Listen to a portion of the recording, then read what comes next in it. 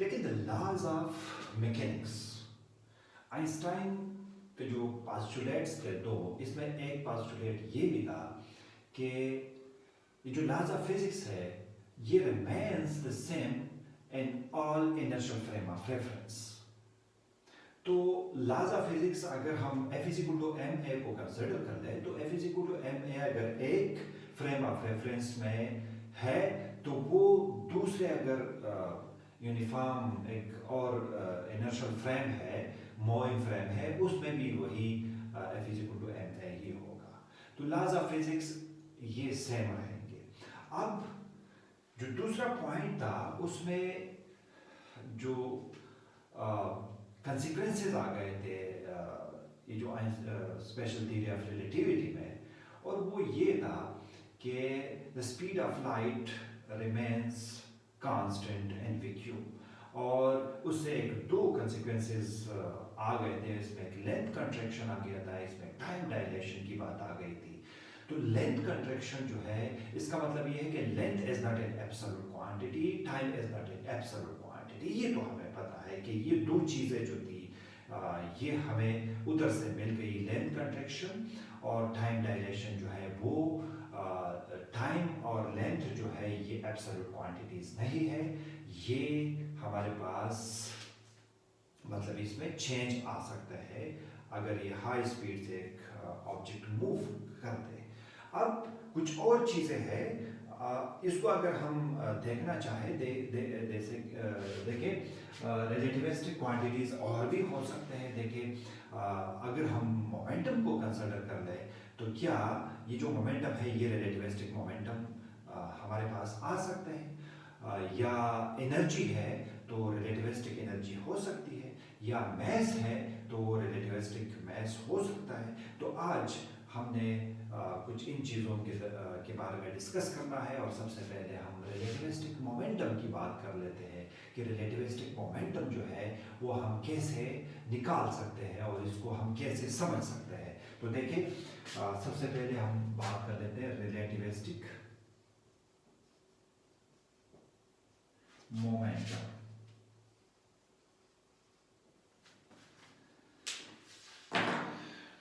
देखिए हमें ये पता है कि जो मोमेंटम होता है we can represent this in p and this is equal to m naught v।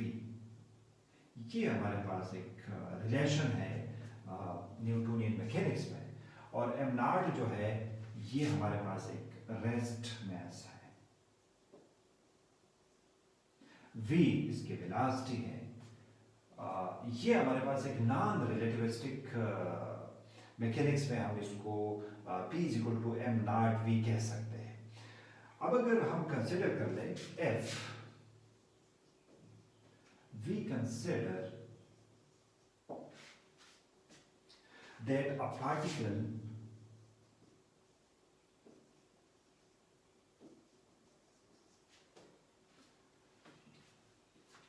of mass m naught is traveling with uniform velocity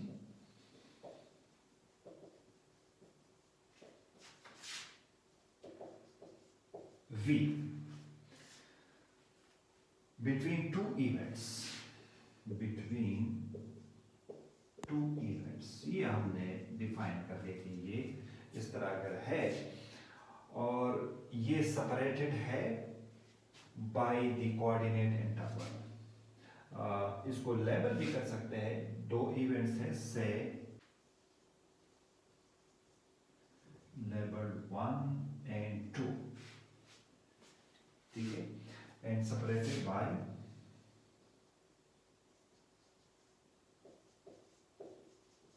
the two intervals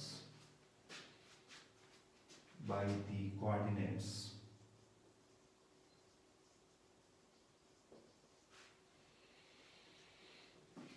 intervals।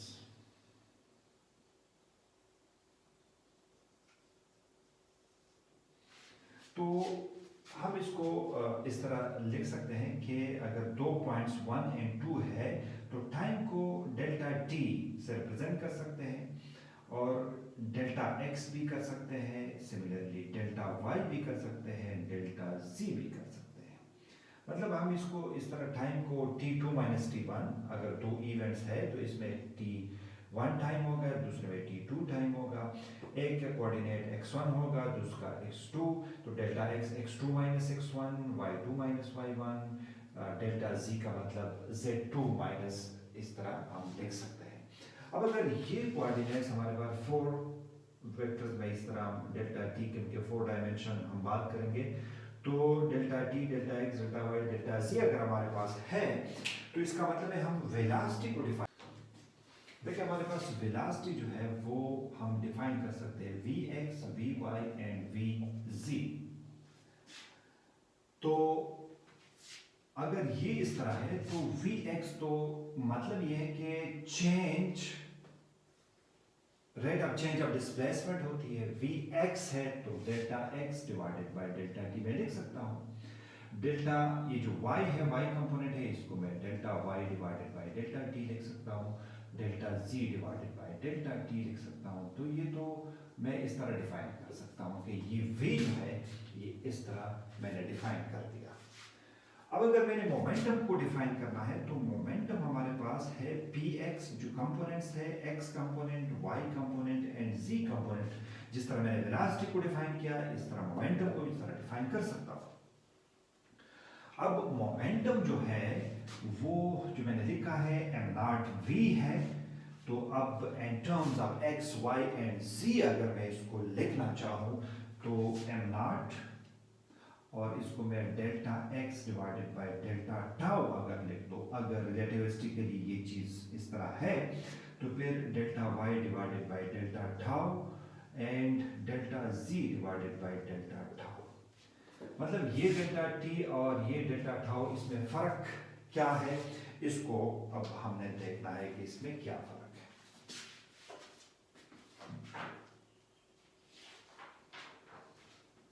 देखिए यहाँ पे जो डेल्टा टाउ है ये असल में है एक प्रॉपर टाइम। लास्ट टाइम अगर आप अब मेरे जो लेक्चर देखे टाइम डायलेशन के बारे में, जो हमने एक इक्वेशन कैलकुलेट किया था, अगर आप लोग जाके ज़रा देख ले तो मैंने जो सिंबल यूज़ किया था वो t prime which is equal to gamma t था, और इस टाइम को मैंने कहा था कि ये प्रॉपर टाइम है, और इसको मैंने कहा था कि ये डायलेटेड टाइम है। अब ये सिंबल थोड़े से डिफरेंट हो सकते हैं। यहाँ पे ये जो डेल्टा टाउ है ये मेरे पास है प्रॉपर टाइम, मतलब इसको मैं t से रिप्रेजेंट कर सकता हूँ, और ये जो t है ये मेरे पास है डायलेटेड टाइम।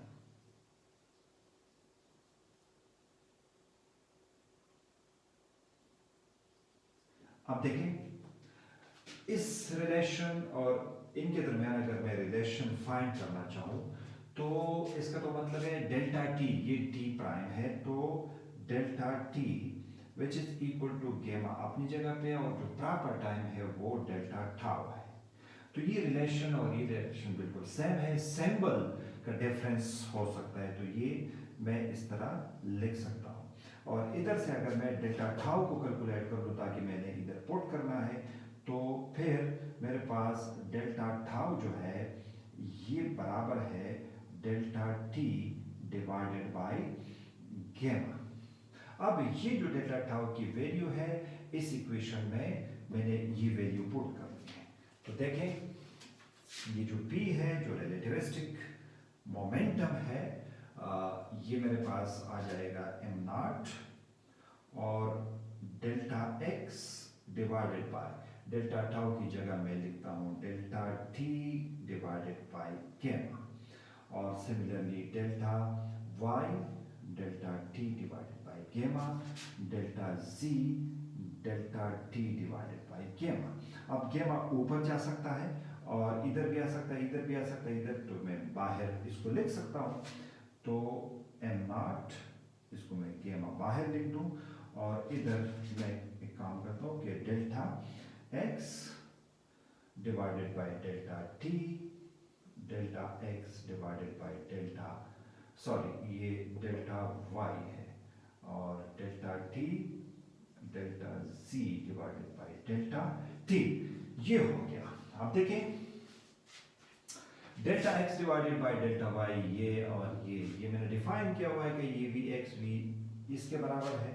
तो मतलब ये हुआ कि p which is equal to m naught gamma, और इधर से मैं vx vy और vz लिख सकता हूँ, और vx vy एंड vz ये असल में v ही है। तो फिर मैं इसको लिख सकता हूँ, इसका मतलब ये है कि ये जो p है दिस इज इक्वल टू गेमा m नॉट v। तो ये है मेरे पास रिलेटिविस्टिक मोमेंटम, जो गेमा फैक्टर, रिलेटिविस्टिक गेमा फैक्टर इसमें आ गया।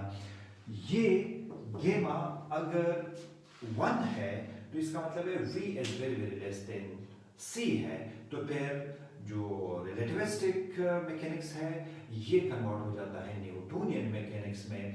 तो गेमा की वैल्यू अगर 1 है तो फिर हमारे पास p is equal to m naught v आ जाता है, और वही चीज कन्वर्ट हो जाती है। तो इसका मतलब ये है कि p इज इक्वल टू गेमा m naught v, this is the relativistic momentum.